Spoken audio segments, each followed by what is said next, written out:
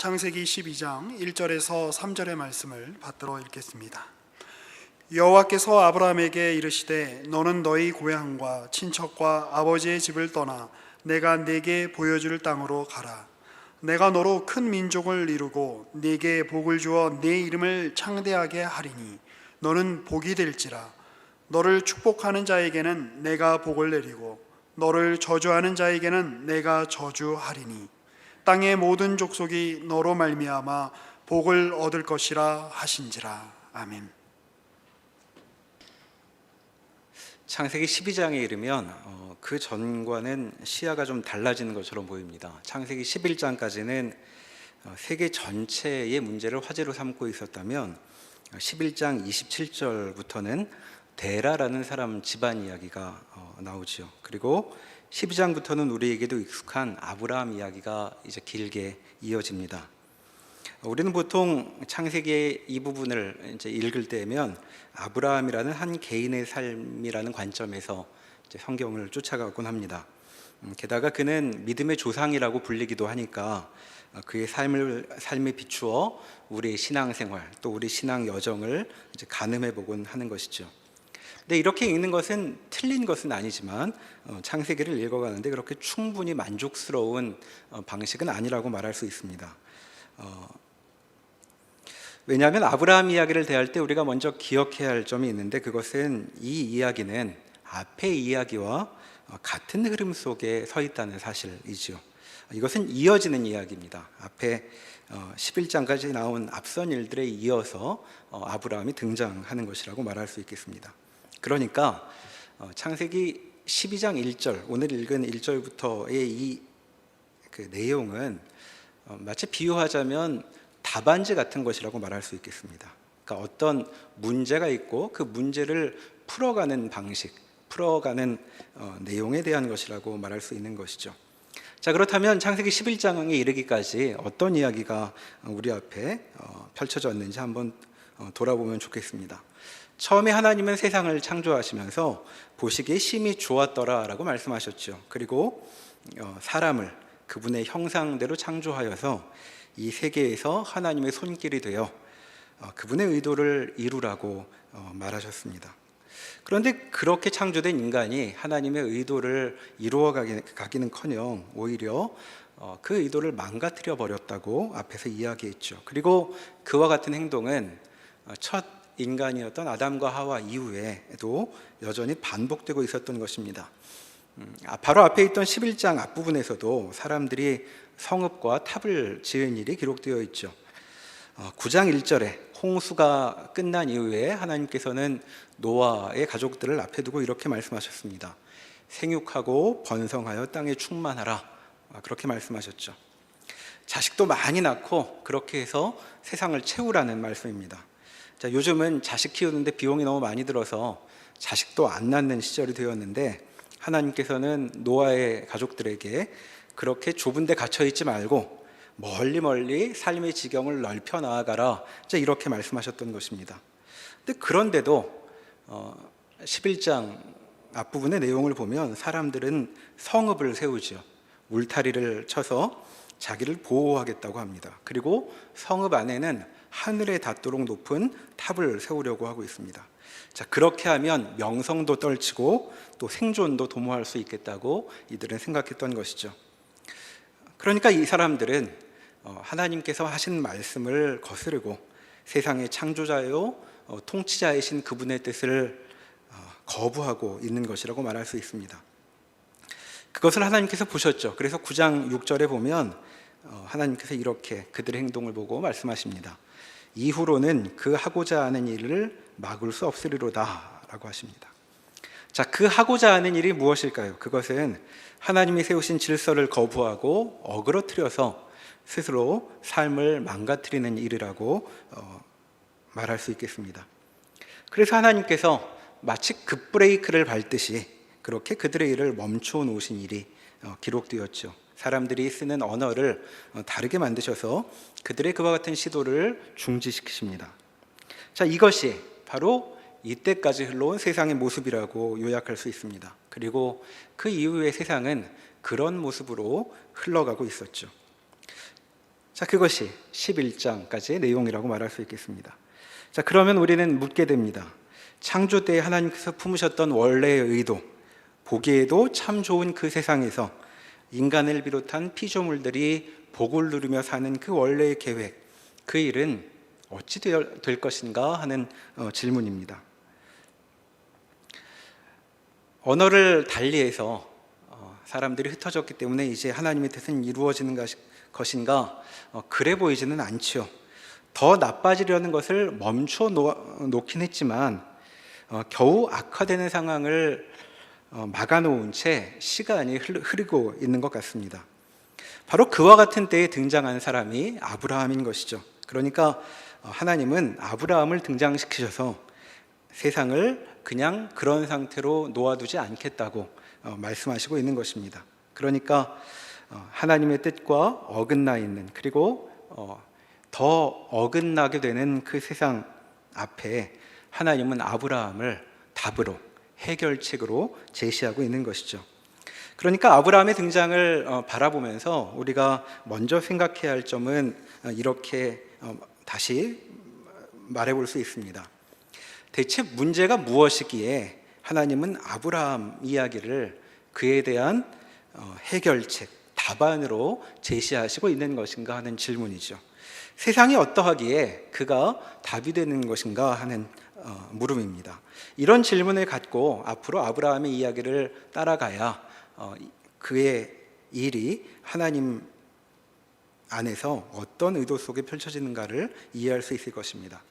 자, 그런 큰 질문을 염두에 두고 오늘은 좀 더 질문을 좁혀서 이렇게 물어보는 것으로 주제를 확인해 보고자 합니다.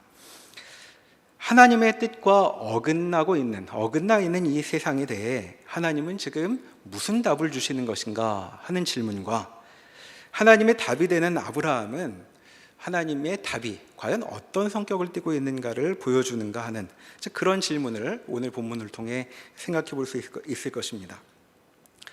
과연 하나님의 이 답이 어떤 성격의 것인지를 확인한다면 하나님이 어떤 분인지도 더불어 알 수 있겠죠. 자, 이런 점을 염두에 두고 오늘 본문을 다시 살펴보도록 하겠습니다. 자, 여호와께서 아브라함이라는 사람에게 이렇게 말씀하시죠. 제가 1절에서 3절까지의 내용을 좀 달리 이렇게 요약해 봤습니다. 한번 들어보시죠. 자, 이렇게 말씀하십니다. 너는 여기를 떠나라. 내가 보여줄 땅으로 가라. 너에게 복을 주겠다. 내가 번성하게 하겠다. 내게 명성을 줄 것이다. 너는 복을 받는 정도가 아니라 아예 복 자체가 될 것이다. 너는 옆에 누가 다가올 때에 긴장하지 말아라. 오히려 긴장해야 할 자들은 그 사람이다. 너한테 잘하고 잘못하고를 따져 그들의 운명을 내가 결정할 것이다. 나는 너를 통해 세상 모든 사람에게 복을 주려고 한다 하는 말씀을 아브라함에게 하고 계신 것이죠. 자, 여러분들은 이런 비슷한 말을 들어보신 적이 있으십니까? 누군가 우리에게 이렇게 말한다면 참 좋을 것 같습니다. 우리는 늘 두려워, 불안해 떠는데 사실 걱정해야 할 것은 우리가 아니고 우리 옆에 오는 사람이라는 말, 한 번도 들어본 적이 없는 말이죠. 지금 무슨 일이 벌어지고 있는 것인가? 하나님은 아브라함에게 가라고, 떠나라고 하십니다. 그런데 떠나라고 하시는 이유는 여기가 아니라 거기에서 땅과 자손을 주겠다고 말씀하시기 위해서죠. 자, 당시 문화를 따져보면 땅과 자식은 풀세트 복이라고 말할 수 있습니다. 그러니까 상상할 수 없는 기대를 넘치는 그런 것을 말씀하고 계신 것이죠. 그러니까 우리식으로 조금 유치하게 대입을 해보자면 이런 것입니다. 자, 만약 하나님께서 우리 시대에 어떤 재수생에게 내가 너 대학에 보내주겠다라고 말씀하신다면 하나님한테 대학 등록금만 나오는 게 아니죠. 생활비도 나오고, 그리고 유학 가서 다른 도시로 가면 집도 알아봐 주실 것입니다. 아니, 그 정도가 아니라 대학에 못 갈 수준이 되면 학원도 알아봐 주시고, 어느 학원 편성고사에도 붙지 못할 것 같아서 갈 학원이 없으면 개인 교사라도 붙이실 분이시죠. 아니, 대학에 보내기로 했는데 대학이 없다면 대학이라도 세워서 너를 대학에 보내겠다 하는 것이 하나님의 방식이라고 말할 수 있겠습니다. 이를테면 아브라함한테 지금 그런 이야기를 하시고 있는 것이죠. 하나님이 다 책임지겠다고 말씀하고 있는 것입니다. 그런데 이렇게 받는 복은 아브라함한테는 각별한 의미가 있다고 말할 수 있습니다. 자, 11장 30절을 보시면 데라 집안 이야기가 나오는데 거기 아브라함에 대해서 이렇게 소개를 합니다. 아브라함의 아내 사레는 자식이 없었다라고 특별히 이 집안 이야기 하나를 지적하고 있죠. 그런데 이것은 맥락을 생각해 보면 각별한 지적입니다. 저 뒤에 22장 20절 이하에 보면 여기 데라의 자식들 중에 아브라함 이제 본문 11장 27절에 보면 데라 자식이 아브람과 나홀과 하란이라고 되어 있었는데 창세기 22장 20절 이하에 보면 나홀의 자식들 이야기가 나옵니다. 자, 아브람의 형제였던 나홀은 아들만 8이었습니다. 자, 그런데 아브람은 자식이 없었죠. 자, 그러니까 그런 아브람에게 내 자손이 굉장히 많아져서 너는 민족을 이루게 될 것이다 라는 말씀은 정말 대단한 일을 말씀하고 있는 것입니다. 또 그에게 땅을 주시겠다는 말씀도 이제 앞으로 펼쳐질 텐데 이것도 비슷한 것이죠. 자, 아브라함 조상들을 따져보면 이들은 한 곳에 정착하고 살지 못했던 것 같습니다. 자, 아브라함 조상들의 계보를 소개하는 부분을 보면 11장 22절에 수룩 또 23절에 나홀 이런 사람들이 나옵니다. 자, 아브라함의 아버지 데라의 아버지 할아버지 또는 중간이 생략이 된 족보라면 하여튼 그 할아버지들에 대한 얘기인데 이 수룩이나 나홀이라는 말을 가지고 그 옛 기록을 찾아보면 이들 이름이 메소포타미아 북쪽에 있는 지방 지명으로 남아있는 흔적을 발견할 수 있죠. 자, 그러니까 그 아브라함의 할아버지들 때에는 메소포타미아의 북쪽 지방에 살고 있었단 말입니다. 자, 그런데 그의 아버지 데라 시절에는 어디 살았느냐? 28절에 보면 데라의 아들 하란이 우르에서 죽었다는 이야기가 나오죠. 갈대아인의 우르는 어디냐 하면 메소포타미아 남쪽이라고 이해하시면 됩니다. 자, 그리고 31절에 보면 데라 집안은 다시 북쪽 도시 하란으로 이주했다고 말하고 있죠. 자, 그런데 하란도 내내 살 곳은 아니었고 이들의 원래 목적지는 가나안이었다고 말하고 있습니다. 자, 그러니까 아브라함은 셈의 후손인데 이 아브라함의 조상들을 보면 어디 정착해서 오래 살지를 못하고 여기저기 떠돌고 있는 것 같아 보이죠. 그러니까 마치 2년마다 계속 계약을 새로 해서 집을 옮겨 다니는 것처럼 그렇게 살고 있었던 사람이 아브라함의 셈입니다. 그런데 그에게 하나님께서 내가 너한테 정해놓은 땅이 있다는 말씀을 주고 계신 것이죠. 아마 아브라함은 평생 처음, 아니 그 집안 처음으로 이런 이야기를 들었을지도 모릅니다. 자, 이렇게 자식도 없고 땅도 없는 아브라함에게 하나님께서 한 번도 꿈꿔보지 못한 그런 말씀을 하고 계시는 것이죠. 어려움을 좀 해결해 주겠다고 말씀하시는 정도가 아니고 너를 통해 내가 나라를 세우겠다고, 민족을 이루겠다고 말씀하는 얘기를 지금 듣고 있는 것입니다. 자, 그런데 앞에서 우리가 아브라함 이야기는 개인의 일로만 들으면 곤란하다는 말을 했죠. 그러니까 지금 이 사람에게 이렇게 놀라운 이야기를 하시고 복을 선언하고 계시는데 지금 이 사람에게 하시는 일을 그렇다고 해서 그 개인에게 생기는 일 정도로 이해하면 오해라고 이해해야 하는 것입니다. 그러니까 이 아브라함 이야기를 보고 아브라함은 참 좋겠다, 하나님 눈에 띄어서 이렇게 복도 받고 이렇게 생각하면 오산이라는 것이죠. 자, 하나님은 지금 그에게 왜 이런 복을 주시는가? 2절에 이렇게 말합니다. 너는 복이 될 것이다. 자, 이 복이 되게 하려고 이와 같은 여러 가지 것들을 채워주시는 것이죠. 근데 이 너는 복이 될 것이다 라는 말은 예전 개역 한글판 번역에는 이렇게 되어 있었습니다. 너는 복의 근원이 될지라 라고 되어 있죠. 자, 그러니까 이 복은 아브라함은 좋겠네, 복 많이 받아서 이제 이렇게 말할 수 있는 복이 아니라는 것입니다. 그는 복이 되는 것입니다. 누구에게? 그의 옆에 있는 사람들에게 복이 되는 것이죠. 복의 근원입니다. 자, 그러니까 그에게 일어날 일, 하나님께서 약속하신 바를 한마디로 요약하면 그는 복이 될 것인데 이건 그가 복을 많이 받을 것이라는 말이 아니고 그라는 존재가 복이라고 불리는 그런 특징을 갖게 될 것이다 라는 것입니다. 자, 그러면 누구에게 복이 되는가? 3절을 보시면 아브라함의 이웃은 아브라함과 어떤 관계를 맺느냐에 따라 복을 받거나 또는 저주를 받게 되어 있다고 합니다. 그러니까 그는 주위 사람들에게 복과 저주의 갈림길이 되는 셈이죠. 자, 원대한 뜻을 품고 내가 법학 전문 대학원이든 의학 전문 대학원이든 이런 데 가려고 생각하는 대학생이 있다면 학교에서 만나는 교수님은 어마어마한 존재일 겁니다. 왜냐하면 그분들이 주는 학점으로 내 미래가 위로 올라갈 수도 있고 나락으로 떨어질 수도 있기 때문이죠. 자, 회사에 다니시는 분들은 나에게 인사고과를 매기는 분들의 결정에 따라 연봉이 수백에서 수천이 왔다 갔다 하기도 합니다. 자, 그래서 사람들은 그렇게 영향력 있는 사람 앞에 설설 기며 살죠.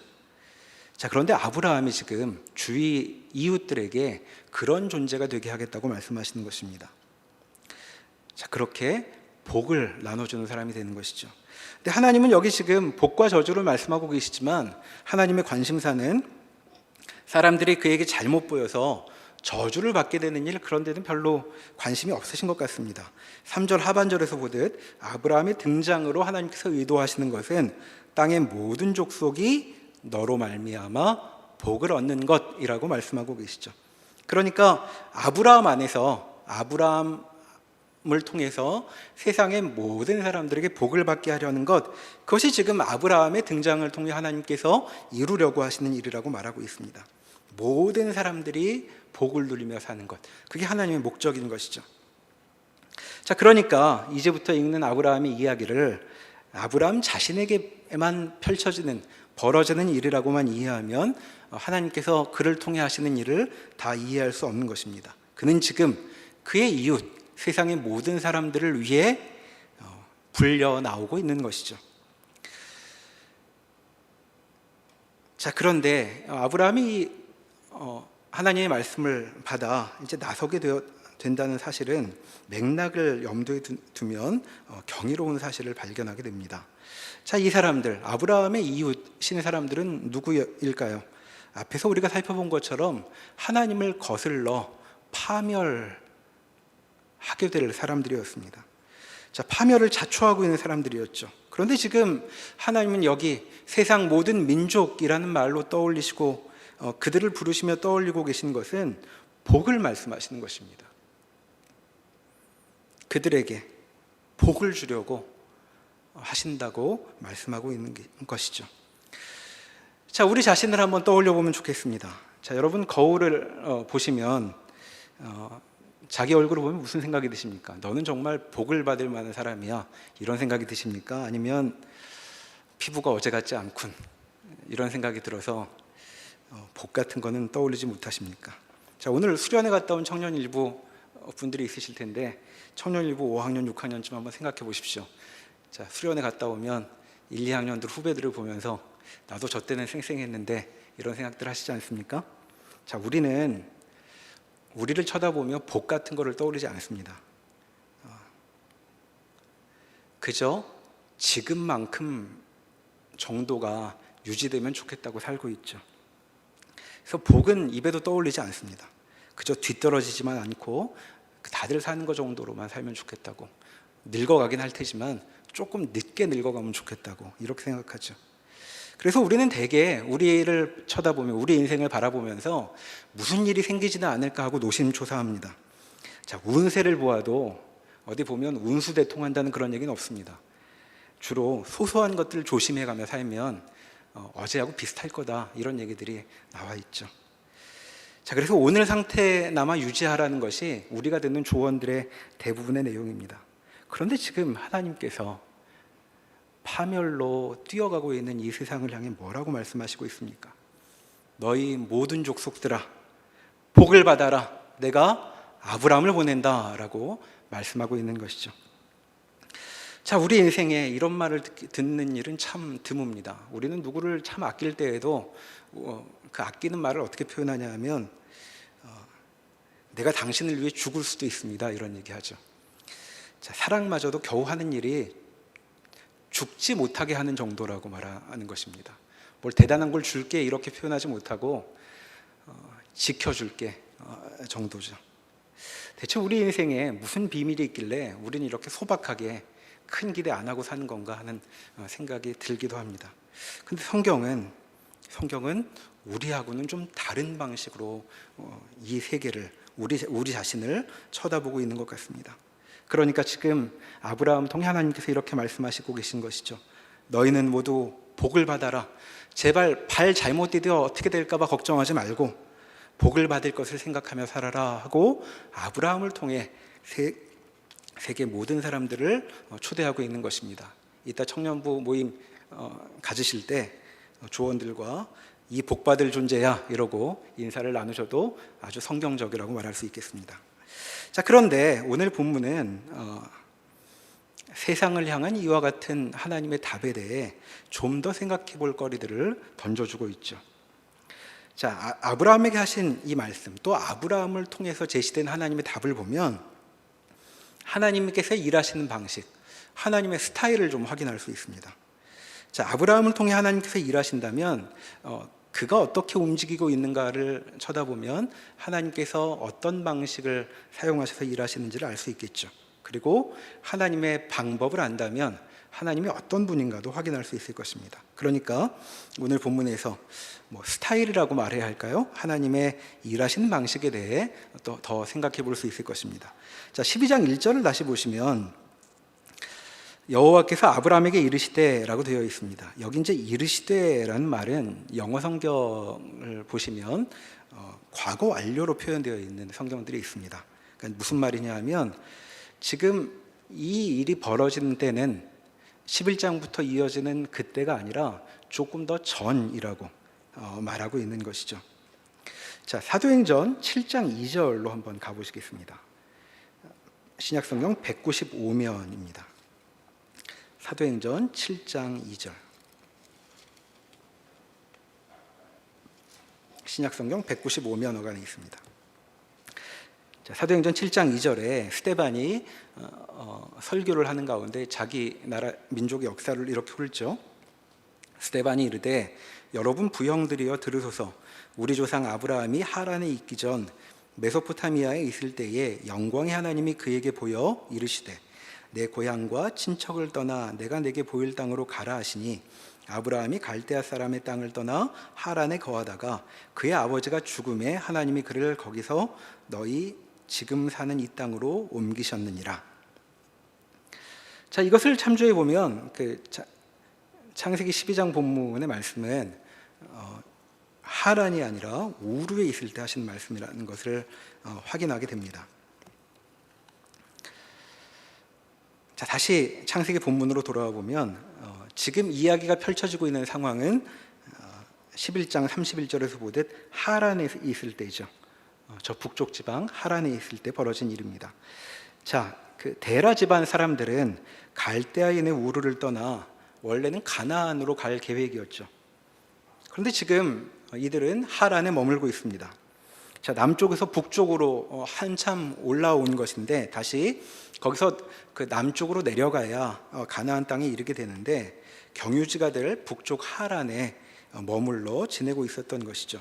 자, 사도행전에서 보듯이 아브라함은 아버지가 죽은 다음에 다시 출발하게 됩니다. 자, 그런데 여기서 바로 이와 같은 상황에 있는 아브라함에게 떠나는 것이, 여기를 떠난다는 것이 어떤 의미인지를 이제 생각해 볼 필요가 있습니다. 자, 창세기 10장과 11장에 보면 노아 아들들의 족보가 나오죠. 자, 그들에게는 세 아들 셈, 함, 야벳이 있었습니다. 자, 누가 첫째고 누가 막내인지는 의견이 분분해서 명확하지 않습니다.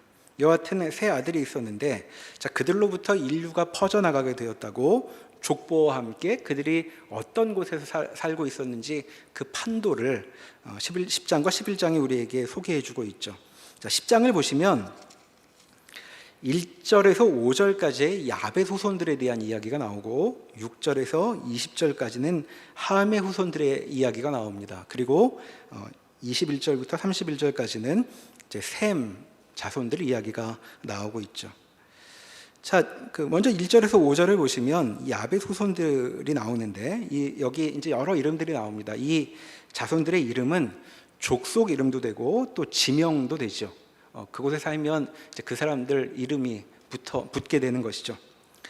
자, 그래서 학자들이 이들 이름으로 지명을 이렇게 찾아보니까 이 사람들은 유럽과 소아시아로 퍼져나갔다고 짐작하게 되었습니다.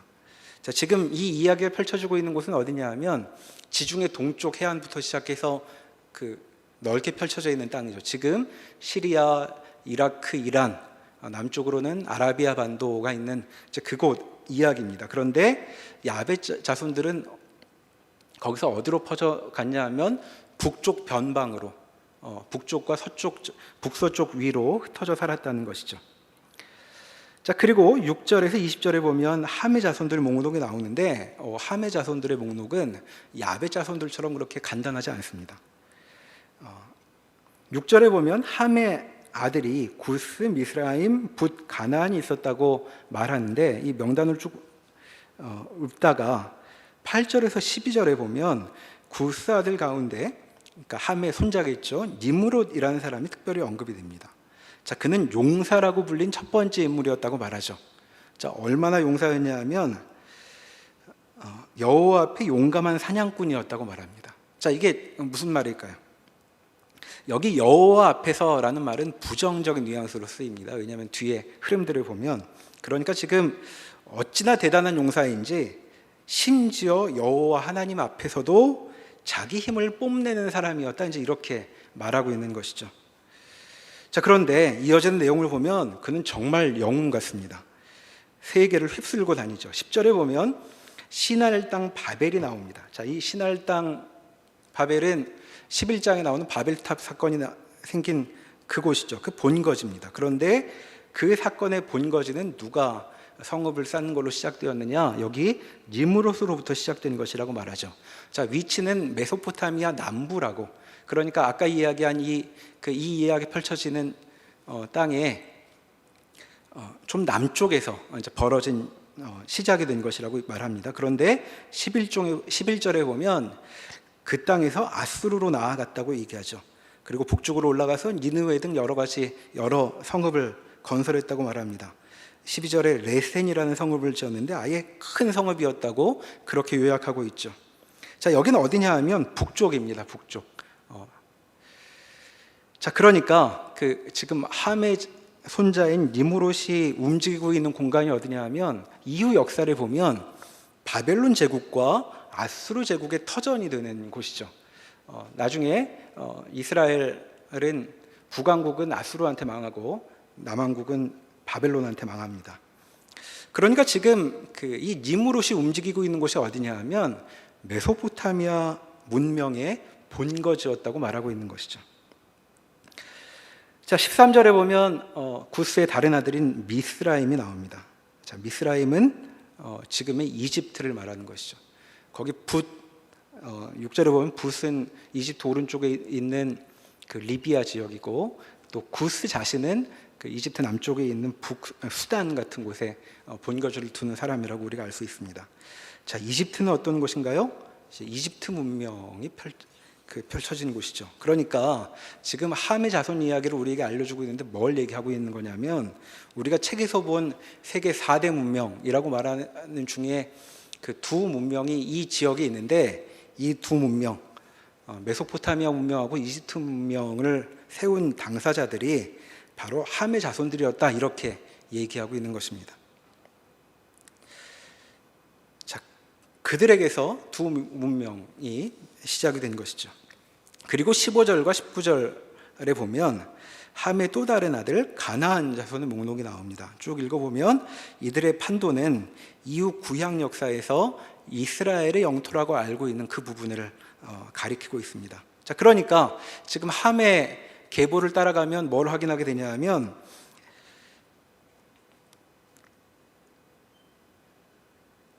함의 자손들이 지금 이 사람들이 알고 있는 온 세계의 좌우를 차지하고 있습니다. 그리고 가운데는 가나안 자손들, 역시 함 자손인데 가나안 자손들이 촘촘히 그 가운데를 채우고 있는 것이죠. 그러니까 전체를 바라보면 당시 온 세계는 전부 함의 차지였다고, 함 집안 거였다고 말하고 있는 것입니다. 자, 9장 25, 27절에서 우리는 노아가 함의 아들 가나안에게 저주가 있기를 기원하는 내용을 본 바가 있습니다. 자, 이걸 보면 함의 자손들의 인생은 뭔가 쉽게 풀려가지 않을 거라고 짐작을 했었는데, 지금 보니까 함은 아주 떵떵거리며 온 세계를 호령하고 있는 중이죠. 자, 다시 성경으로 돌아가서 10장 21절 이하에 보면 이제 나머지 한 아들 셈의 후손이 나열이 됩니다. 자, 여기 목록도 보면 앞에 야벳의 경우처럼 간단하죠. 자, 바벨탑 사건 이후에 세상이 나뉜 일을 특별히 언급하느라 에벨을 말합니다. 자, 에벨 때 세상이 나뉘었기 때문이죠. 근데 그것 말고는 그냥 비슷하게 야벳 때처럼 이름을 그냥 쭉 나열하는 정도로 그치고 있습니다. 자, 그런데 21절 셈의 자손들을 소개하는 첫 대목이 이렇게 되어 있습니다. 자, 제가 읽어봅니다. 셈은 에벨 온 자손의 조상이요 야벳의 형이라 그에게도 자녀가 출생하였으니 라고 되어 있습니다. 이 하반절이 좀 특별하게 우리 눈길을 끕니다.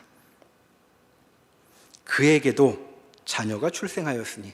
자, 여러분 어떤 뉘앙스처럼 느껴지십니까? 저에겐 이렇게 느껴집니다. 그에게도 라는 말이 다른 건 몰라도 그에게도 자식은 생겼다, 이렇게 들립니다. 그러니까 재산도 땅도 없지만 그에게 자식은 있었다라고 읽히고, 이런 사람으로 우리가 잘 아는 인물이 누구냐면 흥부죠. 어쩌면 흥부 같은 그런 상태였는지도 모르겠습니다. 자, 이렇게 소개하고 나서 25절 이하에 보면 그 에벨, 그 세상이 언어로 나뉠 때 그 일을 겪었던 에벨의 아들이 벨렉과 욕단이었다고 말하고 욕단 자손들을 쭉 나열을 하죠. 자, 여기 욕단 자손들은 역시 이제 야벳 자손들을 찾았던 것처럼 그 이름을 가지고 지명을 뒤져보면 아라비아 남쪽 어딘가에 있었을 것이라고 사람들은 추측을 합니다. 그러니까 셈의 후손들은 메소포타미아의 주변부, 특히 아라비아 반도 남쪽에서 그 흔적을 찾을 수 있다고 말하는 것이죠. 아마도 이 10장과 10장의 그 계보들을 쭉 쫓아가 보면 야벳과 셈의 후손들은 멋들어지게 살지는 못했던 것 같습니다. 자, 함의 자손들은 가운데를 차지하며 문명을 일구고 있는데 이들은 변두리 지역으로 흩어져 있었던 것 같죠. 그리고 셈의 족보가 다시 11장 10절부터 이어집니다. 자, 거기 아까 에벨의 자식 욕단 말고 벨렉의 후손들이 쭉 이어지고 있는데, 자, 이들은 욕단의 후손들과는 달리 어디에 살아있는지도 잘 확인이 안 되고 있죠. 그래서 그냥 이름만 나열이 됩니다. 그런데 열심히 찾아보면 앞에서도 언급했던 것처럼 22절에 나오는 수룩이라거나 23절에 나올과 같은 그 이름은 메소포타미아 북쪽 지명에서 그 흔적을 찾아볼 수 있다고 했죠. 그러니까 데라의 할아버지들, 벨렉의 자손들인 아브라함의 조상들은 메소포타미아 북쪽에서 살고 있었던 것 같습니다. 그런데 데라는 28절에서 앞에서 본 것처럼 메소포타미아 남쪽 우르로 내려와 있죠. 그런데 거기서도 오래 산 것 같지 않고 다시 가나안으로 가지고 이동하던 차에 북쪽 하란에 머물다가 이제 데라는 죽게 됩니다. 자, 그러니까 지금 셈의 후손들은 어떻게 살았느냐? 특별히 아브라함의 조상이라고 말할 벨렉의 후손들은 어떻게 살았느냐라고 묻는다면 그 집안은 메소포타미아 변두리를 전전하고 있었다. 아니, 변두리는 아니겠습니다. 하여튼 메소포타미아를 남북으로 전전하고 있었다고 말할 수 있겠죠. 자, 그런데 메소포타미아는 누구 땅이었습니까? 앞에서 본 것처럼 함 자손들의 본거지라고 말할 수 있습니다. 자, 성읍을 쌓아 안전을 도모하겠다고 하늘까지 닿는 그런 탑을 쌓으려고 했던 사람들의 본거지가 바로 거기 있었던 것이죠. 자, 그런데 그 근처 어디서 아브라함 조상들의 움직임을 추적해 볼 수 있다고 우리에게 알려주고 있는 것입니다. 자, 그러면 이 셈의 자손들은 대체 거기를 오르내리면 뭘 하고 있었던 것일까요? 적어도 분명히 말할 수 있는 것은 그들은 거기에 그 땅의 주인으로 살고 있었던 것은 아닌 것 같습니다. 자, 다른 가문, 특히 함의 가문은 터전을 마련하며 뻗어가고 있는데 이 셈 집안은 그들 곁을 전전하며 삶을 이어가고 있었던 것이죠. 마치 우리 시대에 비유하자면 먹고 살려면 일거리가 많은 곳을 쫓아다녀야 됩니다. 그 서울에 사람들이 많이 사는 이유가 그런 것이죠. 자, 그렇게 비유하자면 셈 후손들도 마치 일거리를 찾아 서울로 와 있는 것 같은, 그리고 또 중심부가 옮겨가면 거기를 따라가고 있는 것 같은 그런 느낌이 드는 계보라고 말할 수 있겠습니다. 자, 이들이 데라 때 살던 그 우르는 당시 유적을 찾아보면 번화하고 융성하던 곳이라고 알려져 있죠. 그러니까 아버지 때에는 저 북쪽에 살았는데 데라가 그 남쪽으로 이동했던 것은 거기로 옮겨가면 그래도 여기는 일거리가 많아 기회도 여럿 있지 않을까, 그런 기대가 있지 않았을까 하고 짐작해 볼 수 있는 것입니다. 그런데 하나님이 거기에 나타나셔가지고 아브라함한테 거기를 떠나라 라고 하시고 있는 것이죠. 자, 원래 우리가 물었던 질문으로 돌아와 보겠습니다. 아브라함은 지금 어떤 존재라고 말할 수 있을까요? 자, 아브라함은 우리식으로 말하면 아싸라고 말할 수 있습니다. 주변인이죠, 주변인. 되게 안 풀리는 집 자손이라고 말할 수 있습니다. 자, 사촌들은 저택에서 살면서 인생의 비전을 갖고 여러 가지 시도를 하고 있는데 이 집안은 지금 월세를 전전하며 그래도 끼니를 해결할 수 있는 무언가를 찾아다니는 것 같은 그런 모습을 상상해 볼 수 있죠. 자, 그런데 그렇게 살고 있는 사람한테 하나님께서 나타나셔가지고 자, 부모 때 이주해서 드디어 이제 좀 자리 좀 잡고 내 인생도 펼쳐갈 수 있으려나 싶었는데 그걸 포기하고 떠나라고 요구하시고 있는 것입니다. 자, 여기서 우리는 우리의 시각과 하나님의 시각의 차이를 생각해 볼 수 있죠. 자, 하나님은 이상스럽게도 사람들이 중심부라고 말하는 곳에 별 관심이 없으신 것 같습니다. 노력도 많이 해서 뭔가 기회를 얻으려고 거기까지 들어가서 자리 잡았는데 거기서 나오라고 하시고 있죠. 자, 그건 아마도 사람들이 중심부라고 여기고 있는 곳이 하나님의 의도와는 어긋나고 있는 곳이어서 그럴 것입니다. 여기 집안 대대로 거처도 제대로 마련하지 못하고 도무지 안 풀리는 이곳에 이 셈의 후손에게 나타나셔가지고 하나님께서 세상을 향한 답을 마련하시고 있다고 오늘 본문은 말하고 있는 것이죠. 사람들이 보기에는 중요한 것이 아무것도 없는 것 같은데 하나님은 바로 거기를 주목하고 있었다고 말씀하고 계시는 것입니다. 자, 여러분, 우리가 처해 있는 곳을 한번 쳐다보기로 하시죠. 자, 우리가 사는 세상이 하나님의 뜻에 귀를 기울이지 않고 오히려 그분의 뜻에 반하는 방식으로 살고 있다면, 그리고 그렇게 사는 것이야말로 삶을 제대로 풀어갈 지혜라고 말하는 곳이 우리가 사는 세상이라면, 그리고 그런 세상 속에서 나는 아무도 쳐다보지 않는 누추한 곳에 쭈그리고 앉아서 하나님의 뜻을 따라 살겠다고 끙끙대며 겨우 입에 풀칠할 거리나 찾고 있다면 내가 속한 그곳을 정말 눈여겨봐야 하는 것입니다. 한 번도 햇빛 제대로 받아본 적 없는 그런 인생 같지만 하나님의 말씀을 따라 주께서 정하신 대로 살기를 원하는 마음을 버리지 않고 있다면 이제 숨을 고르고 내가 있는 곳이 어디인가를 다시 바라봐야 할 것이죠. 하나님은 바로 그런 곳에서 일하고 계신 것입니다. 하나님의 일하심이 바로 그곳에서 발견되고 있는 것이죠. 자, 이 역사의 초기에 하나님은 하나님의 답을 바로 거기서 세우고 계셨던 것입니다. 아브라함에게 나타나셔서 자, 오래간만에 잡은 그 기회 버리고 나를 따라오라고 부르고 계신 것이죠.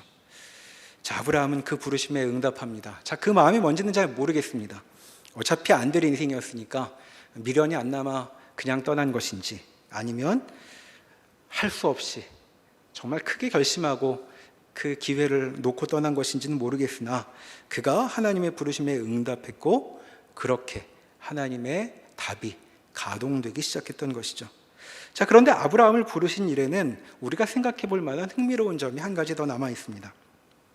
자, 하나님은 그렇게 아브라함을 불러내서 어디로 가라고 하시는 것일까요? 자, 그가 말씀을 쫓아 도착하게 될 곳은 가나안 땅이었습니다. 자, 세상에 가나안 땅에 하나님께서 가라고 하셨다는 것이죠. 자, 창세기 9장 25절을 살펴보겠습니다. 자, 9장 25절. 자, 24절부터 읽죠. 노아가 술이 깨어 그의 작은 아들이 자기에게 행한 일을 알고 이에 이르되 가나안은 저주를 받아 그의 형제들의 종들의 종이 되기를 원하노라 하고 또 이르되 셈의 하나님 여호와를 찬송하리로다. 가나안은 셈의 종이 되고 하나님이 야벳을 창대하게 하사 셈의 장막에 거하게 하시고 가나안은 그의 종이 되게 하시기를 원하노라 하였더라. 자, 함과 가나안은, 함의 아들인 가나안은 뭔가 중대한 잘못과 연루되어 있는 것으로 보입니다. 지금 여기 보면 노아는 손자 가나안에게 할아버지로서는 하기 어려운 그런 말을 선언하고 있죠. 그러나 이것은 노아가 그저 열받아가지고 질러버린 그런 말로만 이해할 수는 없을 것 같습니다. 왜냐하면 이후 역사를 보면 노아의 이 저주가 실제로 응하는 것들을 발견하게 되기 때문이죠. 자, 그럼 다시 이 아브람 시대로 돌아와서 지금 하나님은 아브람에게 가나안 땅에 가라고 하시는데 그때 무슨 말씀을 하셨나를 생각해 볼 필요가 있습니다. 자, 왜 가라고 하셨는가? 12장 33절 하반절에 땅의 모든 족속이 너로 말미암아 복을 얻을 것이다 라는 그 계획 속에 그를 가나안 땅에 보내셨죠. 자, 여기 나와 있는 땅의 모든 족속에 가나안 족속도 들어갈까요? 안 들어갈까요? 당연히 들어갈 것입니다. 자, 그러니까 지금 하나님은 아브라함을 세상을 향한 답으로 제시하고 있으면서 지금 그를 그 저주받은 자들, 자, 이들은 영문도 모르고 있고 자기들이 저주 가운데 있는지도 의식하지 못하고 있었을 것입니다. 근데 그들 곁으로 아브라함을 보내고 계신 것이죠. 자, 그러니까 아브라함은 거기 왜 가나안 땅에 가는가 하고 묻는다면 그는 지금 노아의 저주를 저지하기 위해 그 땅으로 부름받고 있는 것입니다. 자, 창세기 15장 13절에 가보시면 지금 무슨 일이 벌어지고 있는지 하나님께서 아브라함에게 나중에 설명해 주신 바가 있습니다. 창세기 15장 13절입니다. 여호와께서 아브라함에게 이르시되 너는 반드시 알라 내 자손이 이방에서 객이 되어 그들을 섬기겠고 그들은 400년 동안 내 자손을 괴롭히리니 그들이 섬기는 나라를 내가 징벌할지며 그 후에 내 자손이 큰 재물을 이끌고 나오리라. 너는 장수하다가 평안히 조상에게로 돌아가 장사될 것이요 내 자손은 4대 만에 이 땅으로 돌아오리니 이는 아모리 족속의 죄악이 아직 가득 차지 아니함이니라 하고 말씀하시죠. 자, 아모리 족속은 이 가나안의 후손들입니다. 자, 무슨 말씀을 하고 계시죠? 이 땅은 너에게 줄 것이다. 그런데 400년 후에 줄 것이다. 자, 왜 그리 오래 걸릴까요? 그것은 거기 있는 자들이 죄인인 것은 맞지만 아직은 심판하지 않으려고 한다라는 하나님의 마음이 들어있는 것이죠. 자, 하나님은 어떤 분이십니까? 자, 하나님은 하나님의 뜻을 어그러뜨리는 세력에게 지지 않는 분이십니다. 아니, 지지 않는 정도가 아니라 심판하여 멸망시키실 수 있는 분이시죠. 그러니까 누구도 하나님께서 세우신 질서를 무시하고도 살아남을 수는 없는 법입니다. 자, 바벨에서 있던 일을 기억해 봅시다. 바벨에서 성읍을 쌓아 아무도 넘어오지 않게 하려고 울타리를 쳤죠. 안전에 그렇게 도모했습니다. 그런데 그들은 영문도 모르고 계획을 실패하게 되죠. 자, 그렇게 만반의 대비를 하며 자기들을 지켰는데 타격이 울타리 넘어 외부에서 오지 않고 자기 자신들 속에서 뿜어져 나와 멸망하고 말았던 것입니다. 자, 늘 그렇게 하나님은 이기십니다. 사람이 아무리 방비를 해도 하나님이 이기시죠. 그러니 함의 집안은 지금 떵떵거리고 있지만 계속해서 하나님의 뜻을 거부한다면 그들도 파멸하게 될 것입니다. 자, 그러나 그들이 파멸하게 된다고 해서 하나님께서 그들을 그런 식으로 대하신다고 오해해서는 곤란하죠. 자, 하나님은 그 어떤 존재도 그냥 치워버리면 되는 존재, 그냥 없애버려도 되는 존재로 대하시지 않고 있는 것입니다. 자, 하나님의 사랑이라고 말한 사랑 많이 말하고 있는데 그 사랑은 참으로 놀라운 것이어서 여기 우리가 보듯 그 저주의 당사자들에게조차 하나님의 해결책, 하나님의 답을 보내주고 계신 것이죠. 자, 그렇게 하나님의 답인 아브라함이 가서 여생을 그들 곁에서 보내게 될 것입니다. 그렇게 아브라함은 그들에게 복된 소식으로 살아가게 되는 것이죠. 저주로 가득한 그곳에 그가 들어가 그것은 이제 하나님의 임재의 한복판으로 변하는 것입니다. 자, 우리는 오늘부터 시작해서 이제 한동안 아브라함의 이야기를 뒤쫓게 될 것입니다. 자, 그는 하나님의 답이었고 뒤틀려진 세계를 향한 하나님의 해결책이었습니다. 자, 오늘 그 몇몇 가지 특징을 보게 되었죠. 하나님은 사람의 눈으로는 보이지도 않는 곳에서 하나님의 답을 이끌어내고 계십니다. 그리고 그곳에서 모처럼 기회를 잡은 것 같은 사람에게 그것을 버리고 하나님을 따르라고 말씀하고 있습니다. 그런데 그렇게 해서 가게 된 곳이 어디인가? 이상스럽게도 저주의 한복판이었다고 말하고 있는 것이죠. 자, 하나님은 거기서 뭘 하려고 하시는 것일까요? 자, 거기서도 하나님의 원래의 의도를 이루려고 하십니다. 생육하고 번성하여 땅에 충만하는 것, 복된 삶을 누리는 것, 생명을 구가하는 것, 바로 그 일을 거기서도 이루려고 아브라함을 그곳으로 인도하시는 것이죠. 자, 아브라함은 가나안 사람들 앞에 가서 하나님을 따라 사는 일의 경이로움을 몸소 보여주게 될 것입니다. 자, 그렇게 아브라함은 우리에게 믿음의 조상이 되는 것입니다. 자, 믿음으로 사는 삶이란 바로 그와 같은 내용으로 채워지게 될 것입니다. 그렇게 이제까지 주변부만 맴돌던 인생이었는데 그런 존재가 세계 앞에 하나님의 응답으로, 하나님의 해결책으로 서 있게 되는 것이죠. 자, 아브라함, 이 사람이 우리를 앞서 그 길을 먼저 떠났던 것입니다. 자, 여기서 우리는 복음이 무엇인가 다시 이해해 보아야 합니다. 복음은 우리에게 복을 주겠다는 정도의 것이 아닙니다. 우리는 그저 복을 받기만 하는 몹시도 피동적인 그런 복음의 수납자로 그치는 것이 아니죠. 하나님은 우리에게 복음이 되라고 말씀하고 있습니다. 자, 우리는 흔히 이렇게 간구합니다.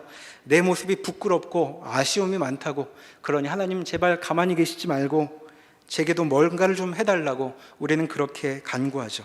그런데 그런 우리에게 하나님은 아브라함을 통해 이렇게 말씀하시는 것 같습니다.